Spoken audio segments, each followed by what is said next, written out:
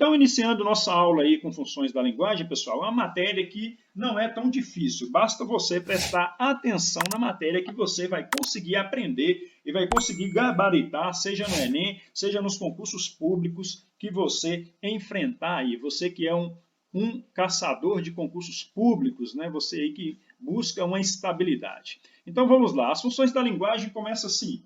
Cada um dos processos de comunicação dá origem a uma função linguística específica. E nós temos que o linguista russo Jacobson, em seu livro Linguist and Poetic, de 1960, distinguiu 6 funções da linguagem verbal, pessoal. Eu quero chamar a atenção de vocês aqui, em primeiro lugar, que funções da linguagem só existem na linguagem verbal. As funções da linguagem só existem na linguagem verbal. Onde? Linguagem verbal, onde existe a palavra. A linguagem verbal ela está presente na oralidade e na escrita. Então, você só tem linguagem verbal quando você fala ou quando você escreve um texto. Então, nós temos a linguagem verbal na fala e na escrita. Então, todas as vezes que você pegar um texto para ler, ali vai ter uma ou mais funções da linguagem. Geralmente, no Enem ou no concurso público, eles vão cobrar de você ali aquela que vai predominar ali naquela mensagem. Então, a linguagem verbal é onde nós temos as funções da linguagem. E as funções da linguagem são as seguintes, né? As 6 funções da linguagem. Nós vamos falar de cada uma agora para que você venha aprender essa matéria. E a primeira função que nós vamos falar é a função referencial ou denotativa. Aqui nós temos que a função referencial ou denotativa transmite uma informação objetiva sobre a realidade. É orientada para o referente, apontando o sentido real dos seres, coisas e fatos. A linguagem objetiva direta apenas informa, transmitindo impessoalidade. Encontramos dessa linguagem nas notícias de jornais, textos técnicos, científicos e didáticos. Então, todas as vezes que nós pegamos um texto aí que ele fala sobre a realidade, exemplo, a notícia de jornal, é uma mensagem sobre a realidade. Então, ali você tem a função referencial ou denotativa, porque ela transmite uma informação objetiva sobre a realidade. Ela é orientada para o referente, isto é, o assunto, a notícia que ela está passando, apontando o sentido real dos seres. Você pode observar aqui que a linguagem referencial ou denotativa, essa palavra aqui, denotativa, significa que a mensagem está na linguagem real. Aqui, na denotativa, não existe linguagem figurada. Então, essa linguagem aqui é aquela notícia de jornal, é aquele texto que está ali num texto técnico, de uma montagem de um móvel, por exemplo, que vem ali aquilo que realmente é para fazer, aquilo que realmente é o real, sem figuras de linguagem, sem duas interpretações, sem ambiguidade. Você pega o texto e você lê e você entende o que realmente está ali. Para você gravar essa função aqui, lembra da notícia de jornal. Porque nas notícias de jornais, nós temos ali o sentido real dos seres, das coisas e fatos, aquilo que realmente aconteceu. Vamos para a próxima função. A próxima função é a função expressiva ou emotiva. O que é a função expressiva ou emotiva? Essa função ela já é centrada no emissor. Cada função é centrada em algo. A primeira função ali, ela apontava para o referente, essa aqui já é o emissor. Esta função ela é centrada no emissor, refletindo o seu estado de ânimo, sentimentos e emoções. A função expressiva emotiva é encontrada em poemas, narrativas românticas, cartas de amor e biografias. Então, todas as vezes que você pega uma linguagem, que você pega um texto, que ele está em primeira pessoa, porque ela é centrada no emissor, vai estar ali a primeira pessoa, refletindo o seu ânimo, ele falando dos seus sentimentos, das suas emoções, falando dele mesmo, ele se expressando. Essa função geralmente vem em primeira pessoa. Você pode marcar com certeza ali que é a função expressiva ou emotiva. Ela vem em primeira pessoa e aqui é o escritor. Aqui é o autor do texto se expressando, falando das suas emoções, falando dele mesmo. Vamos para a próxima função. Função apelativa ou conativa. O que é a função apelativa ou conativa? Quando é que eu escrevo e quando é que eu falo? Né? Que funções da linguagem estão nos textos e na fala. na oralidade e na escrita. É só aí que você encontra funções da linguagem. Então, quando é que eu tenho aí, professor, quando é que eu tenho aí, me responde, a função apelativa ou conativa? A função apelativa ou conativa, ela é centrada no receptor. Olha para você ver, quem aqui está falando ou quem está escrevendo nessa função, ele tem um objetivo, que é esse receptor. Ele está escrevendo para um receptor. Então, a função apelativa ou conativa, ela é centrada no receptor e tem por objetivo, influenciá-lo, persuadi-lo, convencê-lo de algo ou dar ordens. Esta função é encontrada nos anúncios publicitários, as propagandas e discursos políticos. Pessoal, todas as vezes que vocês pegarem um texto, que ele está escrito dessa forma, que a pessoa que escreveu aquele texto, ele está tentando influenciar, está tentando persuadir, está tentando convencer o leitor ali, pode marcar que é função apelativa ou conativa. Anúncios publicitários, por exemplo, quando você chega na porta de uma loja e tem lá uma promoção, todo o estoque por 50%, aproveite. O que esse texto está querendo passar? Esse texto não está querendo convencer você a comprar, não está tentando convencer você, não está tentando persuadir você a entrar na loja e comprar? Então o que ele tem? Ele tem a função apelativa ou conativa. Um discurso político, o que um político quer? Quando um político faz um discurso em uma eleição, o que ele quer? Ele quer convencer a pessoa a votar nele, ele quer persuadir a pessoa a votar nele, ele quer influenciar a pessoa a votar nele. Então, todas as vezes que você tem aí alguém tentando influenciar, tentando convencer, o que acontece? Isso aí é função apelativa ou conativa. Aí você foi lá no posto de saúde tomar a vacina, né? Estamos precisando de vacina nessa época, questão do coronavírus. Então você vai lá no posto tomar a vacina. Aí você vê lá um texto lá assim, não fume, porque fumar faz mal para a saúde, causa câncer. O que esse texto está tentando fazer? O quê? Está tentando convencer, está tentando influenciar você a não fumar. Então esse texto também tem a função apelativa ou conativa. Deu para você entender, mas se você tiver alguma dúvida, coloque aí para a gente estar esclarecendo para você. E não se esqueça de se inscrever no canal para que todo o material chegue para você gratuitamente. Então vamos lá, função fática de contato, né? Vamos falar agora sobre a função fática, já diz de contato. Então o que é a função fática?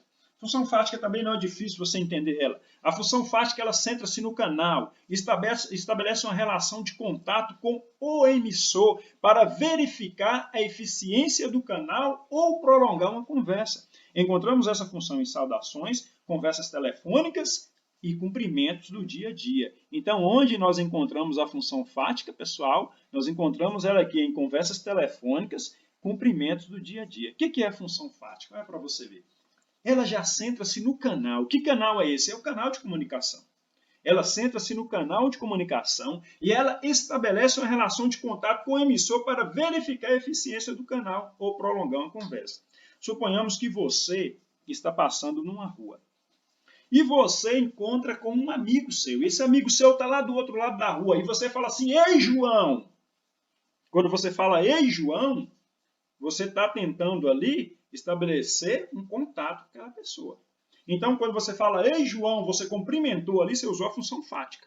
No que você usou a função fática, se ele ouviu você lá e falou, ei, Pedro, ele usou também a função fática lá para cumprimentar. Se ele falou, ei, Pedro, você falou, ei, João, ali estabeleceu o canal de comunicação e vocês podem conversar. Mas se você fala, ei, João, e ele não escuta, ele não te ouve, não estabeleceu o canal de comunicação. Embora você tenha usado a função fática daqui, ele não ouviu de lá para usar a função fática também para estabelecer esse canal de comunicação. Então, não houve a comunicação nesse momento. Todas as vezes que você usa essas palavras, ei, oi, cumprimentando as pessoas, você está usando a função fática, porque você está tentando ali estabelecer um contato, estabelecer uma comunicação. Vou dar um exemplo bem claro aqui para você entender sobre a função fática. Suponhamos que uma pessoa ligou para você. Aí seu telefone tocou.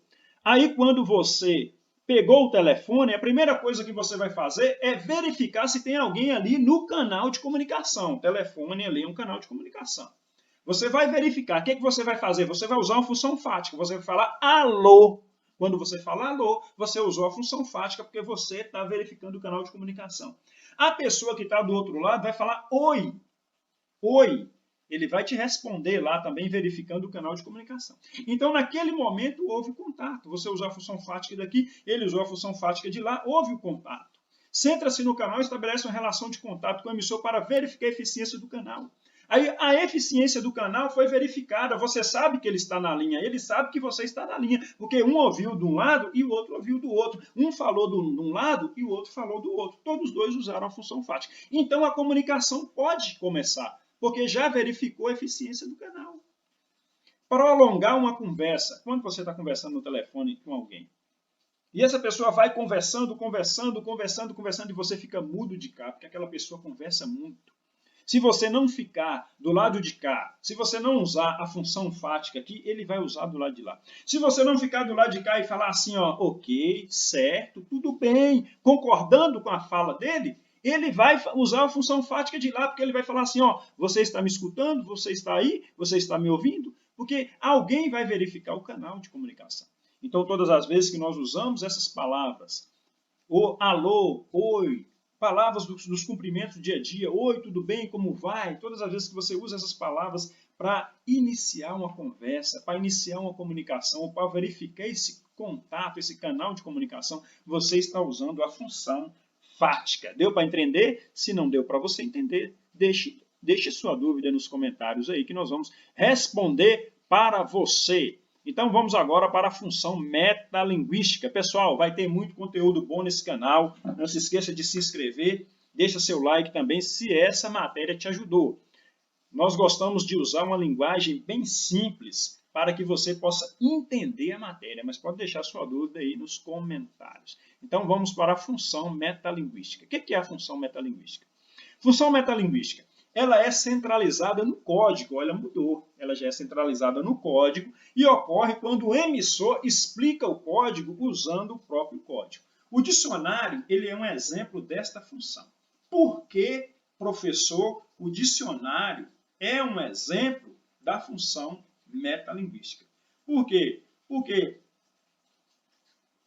a função metalinguística, ela é centrada no código e ocorre quando o emissor explica o código usando o próprio código. Quando você pega uma palavra difícil, você está lendo um texto, você pegou uma palavra, você não sabe o que essa palavra significa, você precisa saber o significado dessa palavra, então você vai lá no dicionário e olha o significado dessa palavra. O que você fez quando você foi no dicionário? Você usou a função metalinguística, sabe por quê? Porque lá no dicionário são palavras, lá no dicionário tem palavras, o dicionário está cheio de palavras, e ali são palavras que explicam palavras. Então nós temos o código palavra explicando o próprio código palavra. Todas as vezes que você tem o código explicando o próprio código, você tem a função metalinguística. Aí você foi lá no cinema, final de semana, foi para o cinema, foi assistir um filme lá, você chega, compra pipoca, compra bala e senta lá para assistir o filme, e aí está passando um filme que conta a história de outro filme, um filme que fala de filme, e aí você tem também a função metalinguística. Por quê, professor? Porque você tem filme explicando filme, você tem um código explicando o próprio código.